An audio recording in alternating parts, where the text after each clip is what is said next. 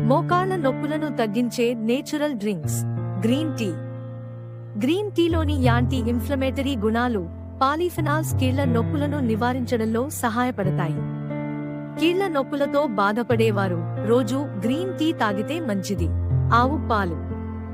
ఆవు పాలలో ఆరోగ్యానికి మేలు చేసే పోషకాలు మెండుగా ఉంటాయి.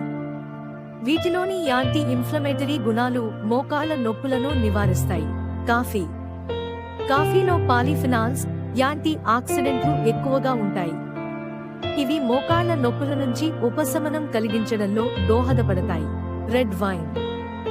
రెడ్ వైన్లో రెస్వారట్రాల్ అనే సమ్మేళనం ఉంటుంది.